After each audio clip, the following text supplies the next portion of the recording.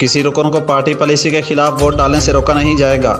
Attorney general की supreme court को यकीन दहानी।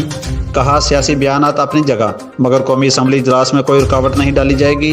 अवाम को असम्बली इजलास के दौरान रेड जोन में दाखिले की इजाज़त नहीं होगी। पुलिस और मुतल्लिका इदारों को अहकाम जारी कर दिए हैं।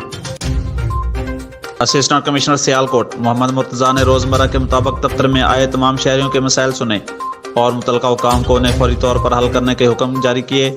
शहरियों ने असिस्टेंट कमिश्नर मोहम्मद मुर्तज़ा के इस ऐसे इक़दाम पर मुकम्मल इत्मीनान का इजहार किया। उजरा शाह मुकीम में मुसल्लह मुलज़मान का डॉक्टर के क्लिनिक पर हमला। मेन बाजार रैकवाल मार्केट में फैमिली डेंटल केयर पर रिकॉर्ड याफ्ता मुलज़मान ने हमला कर दिया। क्लिनिक पर बैठे खवातीन मरीज़ को ज़दोकोब किया और गलीज़ गालियाँ दी।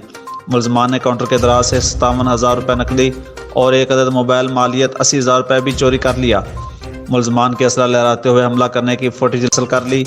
इतला मिलते ही पुलिस थाना उजरा शाम की मौका पर पहुंच गई और फरार मुलज़मान की गिरफ्तारी के लिए छापे मारे जा रहे हैं। अगर ऐसे पड़ेगा पंजाब तो कैसे बढ़ेगा पंजाब। सीवरेज का पानी इलाहाबाद के मोहल्ला मलकावाला के गवर्नमेंट प्राइमरी स्कूल में दाखिल। बच्चों की पढ़ाई मुतासर, मुख्तलिफ बीमारियां फैलने का खदशा।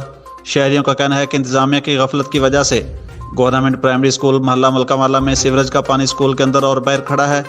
गंदा पानी खड़ा होने से मच्छरों की अफजाइश हो रही है जिससे मुख्तलिफ बीमारियां फैलने का खदशा है।